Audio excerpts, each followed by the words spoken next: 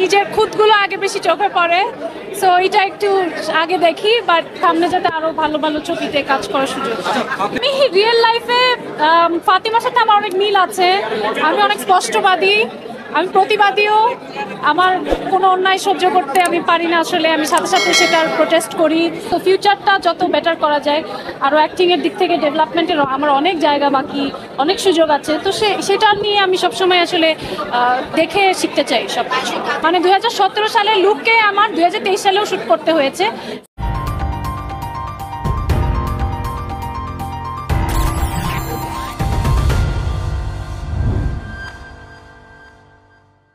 এটা তো world premier আগে হয়েছিল ইরানে, সো ইরানে সবার সাথে বসে দেখার একটা সুযোগ হয়েছিল।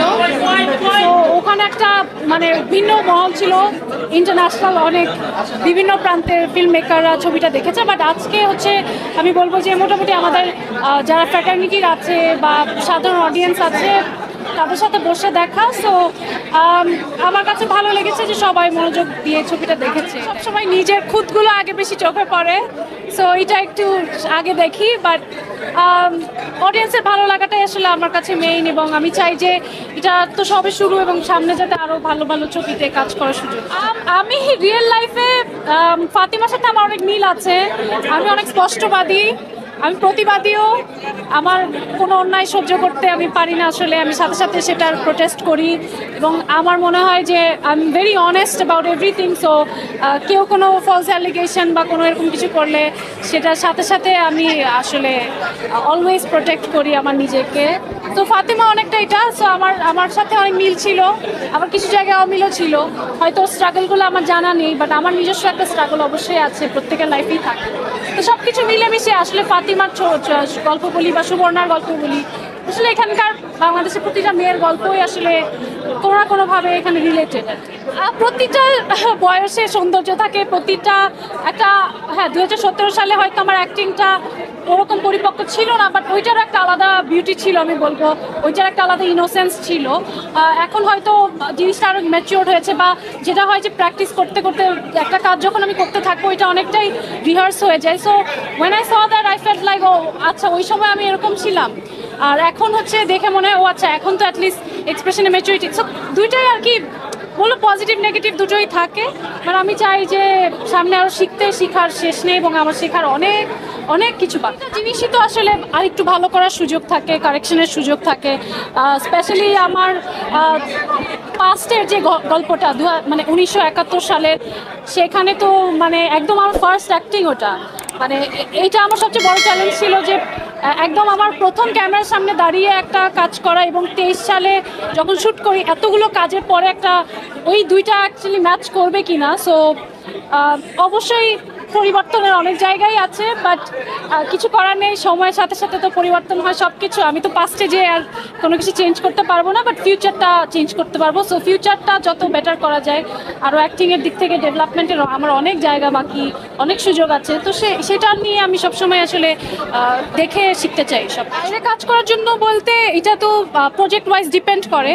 আমার কাছে যখনই যে প্রজেক্ট আসছে বা আসে, চেষ্টা করি গুরুত্ব সহকারে যাতে প্রিপারেশনের টাইম রেখে শুটিংটা করতে পারি, যাতে করে প্রিপারেশন নিয়ে প্রপার ওয়েতে অ্যাক্টিংয়ের জায়গাটা মানে করতে পারি। আমার ফ্যামিলি লাইফ নাই বলতে গেলে, আমি কাজই আমার ফ্যামিলি, এখানেই সব। But then again somehow balance হয়ে যাচ্ছে আর কি, শুরু থেকে যেভাবে হচ্ছিল। আপাতত এই ফাতিমা ছবিটা নিয়ে ব্যস্ততা, দেখা যাক এই ছবির যাক, তারপর দেখা সেটা নিয়ে আরেকদিন বলবো। আজকের ছবিটা নিয়ে কথা অবশ্যই এটা সবচেয়ে বড় চ্যালেঞ্জ ছিল যে 2017 সালে আমি শ্যুট করেছিলাম এবং তারপরে জিনিসটা শেলফ হয়ে যায়। সো আমার পুরো জিনিসটাই মাথা থেকে বেরিয়ে গিয়েছিল। বাট 23 সালে আবার অন্যভাবে গল্পটা সাজানো হয়, এবং প্রেজেন্টের গল্পটা যাই হোক মানে আমি আমার মতো করে করেছি, কিন্তু পাস্টের সাথে কিছু সিকোয়েন্স ছিল মিল রেখে 71-এর লুকে, মানে 2017 সালের লুকে আমার 2023 সালেও শ্যুট করতে হয়েছে। তো আমার সবচেয়ে বড় চ্যালেঞ্জ ছিল যে 17 সালের সাথে 23 সালে এই 5 বছরের ডিফারেন্সে আমার চেহারার পরিবর্তন হবে কিনা, বা অ্যাক্টিংয়ের ওইটা ইচ্ছা করে একটু হয়তো খারাপ অ্যাক্টিং করতে হবে বিকজ ওটার সাথে মিল রেখে। তো সব কিছু মিলে এটা একটু চ্যালেঞ্জ। আগে বরাবরের মতোই ভাইয়া, আমার কাছে আসলে সাকসেসের সংজ্ঞাটা একটু ভিন্ন। আমার কাছে আমি কাজের প্রসেসটা অনেক এনজয় করি। যখন কোনো কাজ করতে থাকি ওই শুটিংয়ের মধ্যেই আসলে আমার মনে হয় কি এইটাই আমার পারপাস, আমি this is my purpose of life, এবং এই কারণেই হয়তো এই প্রফেশনটা আমি বেছে নিয়েছি। এবং অবশ্যই এন্ড রেজাল্টটা গুরুত্বপূর্ণ, যখন একটা কাজ অডিয়েন্সের ভালো লাগে অবশ্যই আমার ভালো লাগে, বাট সেইটা আমি অনেকক্ষণ বেশি মাথায় রাখি না। আমি মনে করি যে এই আমার এই কাজটাই লাস্ট কাজ, এর পরে আমাকে মানুষ আবার প্রথম কাজ হিসেবেই দেখবে, আগের কাজ মানুষ মনে রাখবে না। তো সবসময় আমার কাছে মনে হয় যে প্রাপ্তিটার আনন্দটা কম উপভোগ করি, কিন্তু প্রত্যাশাটা সবসময় বেশি থাকে। তো আমার সাথেই মিল পাবে। আমাদের প্রত্যেকের যতই বলি আমরা অভিনয় করি যাই করি, আমাদের তো একটা সবারই পার্সোনাল লাইফ আছে, পার্সোনাল স্ট্রাগল আছে, কিন্তু সব কিছু ভুলে মাঝে মাঝে ক্যামেরার জন্য হাসি মুখে ধরেন দাঁড়াতে হয়, পোজ দিতে হয়, কথা বলতে হয়, অ্যাক্টিং করতে হয়। No profession is actually easy, প্রত্যেকটা প্রফেশনেরই আলাদা স্ট্রাগল থাকে। সো এখানে কয়েকটা প্রফেশনের স্ট্রাগল উঠে এসছে। সেই সাথে মুক্তিযুদ্ধে আসলে ওই সময় যেসব বীরাঙ্গনারা ছিলেন তাদের স্ট্রাগলটাও কিন্তু উঠে এসছে, এবং সামহাও আমরা দেখি যে স্ট্রাগলটা কোনো কোনো জায়গায় মিলেও গেছে।